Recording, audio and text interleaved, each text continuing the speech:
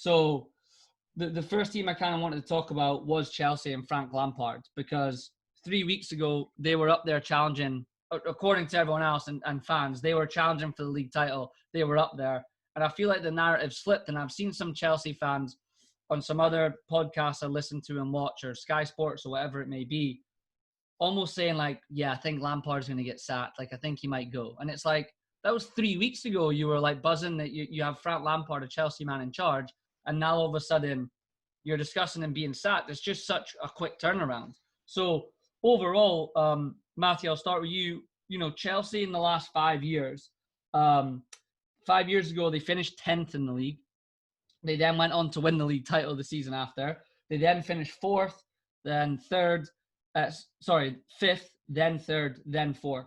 So overall, from the outside looking in, what do you think is the realistic expectations of Chelsea this season and Frank Lampard now and over the next couple of years? The only thing I'd say was different about Lampard is he's being given money to spend and players to buy. Yeah. Whereas if you try to look at someone like Arteta, he's not really had that yet, has he? No. Solskjaer, would you say, has or not? Man United spent a fair bit of money, yeah.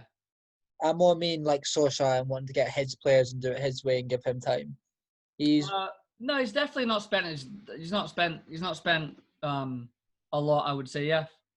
So I think Lampard's under a lot of pressure simply because as soon as he loses a few games, everyone's like, "Well, you spent like 200 mil, and you've just gone and like lost X, Y, and Z." So I think with Lampard's situation, I kind of understand, but I see the whole thing with like what you're talking about with giving someone time of that. I think it's like the clubs have got to be really careful with who they decide to give time to. Yes. And I think if you're going to do it, you have to be really careful with it. But I think where it flips, and this is what I think it connects to what you're saying, is like, I think the fans want someone in and they want someone to have time. But they have to be patient with it. Mm-hmm. I think when Lampard loses a few games, I think the reason I'm not too sure is they just want they want someone else in that will be given time, but is kind of proven that they'll be able to do a good job, if you know what I mean. Short-term success. Yeah, exactly. So I don't know. It's a tough one. I understand what you're saying. I think you got to look at like the club. Like you got to look at Chelsea as well. Chelsea are known for just manager, trophy. Yeah, Chelsea are a classic club for instant success, aren't they? Yes. Get a new manager, give them 200 million to spend, and they expect to win the league that very next season. Like that's Chelsea. Exactly. They were the first team to do that, weren't they? But get a billionaire owner. Chelsea are. But I think maybe the troublesome thing with that is you've got like City and Liverpool at the moment who are extremely strong, extremely strong, by the way. And I don't know. I just think that kind of seems like Chelsea's DNA is the manager. Then the flip side of it is Arsenal, where you're thinking they've brought Arteta in to give him time. Like, they must have. You don't get Arteta in and expect instant results. If you look at, he's not been a manager. Like, it's just you can't expect instant results. If you think about it, what Soty just said, it made me think of something. It's quite a big job for two people that aren't proven managers. It really is. Same with all at United. Like if Abramovich at Chelsea was desperate for success instantly, he could have gone to someone else. There's got to be a better candidate than Frank Lampard, surely. Somebody who's won. On paper, I'm sure there's on paper, 100% on paper. He hasn't gone on CVs and. So this is kind of my point. Don't you think you hire Frank Lampard with the understanding that with everything you've just said, as a fan base, like we can take the clubs into account, of course. Let's do that for sure. And I agree with everything you're saying about Chelsea, but.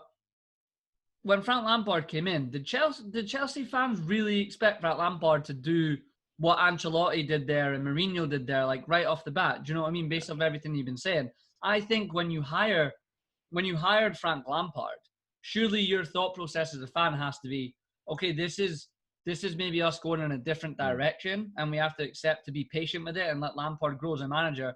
And I agree, though, there could come a point where with anyone at any club, Jurgen Klopp at Liverpool, whoever, where it's clearly not working. You need to make a change. But you don't think, Scotty, that Yeah, I think that's Lampard, surprising bringing in Lampard and then giving him all that money. Whereas you look at what was Lampard's last job as Derby. yeah. Great at bringing through young lads, turn them into a good team working together with a young group of players with not many egos. But then you give them all that money to go and spend on superstars. And that's not what Lampard's used to dealing with, and especially in his last job. Yeah. And he's good at bringing through an academy. And to kind of my point about, you know, trust in the process and going along for a little bit of a long-term thing. I'm not saying that Chelsea fans should have to wait 5-6 years to win trophies. Not at all. He's at their club. He's got big expectations. He knows that as a person, what it's like to be at Chelsea. He understands it. But do you not think that just that appointment is how can you expect Frank Lampard just to come in, be given money, and all of a sudden Chelsea to be, you know, challenged at the top of the Premier League in what technically year one, because last season you didn't have a chance to spend any money, right? I just don't think is a fan base, when you really break it down, is that acceptable to want that? I don't know. I think these guys I think what their expectations and standards are they constantly are being under pressure just to prove to the fans and show the fans they're taking tiny steps forward all the time. Like they're slowly but surely moving forward. And I think if they can do that, then they can try keep fans happy.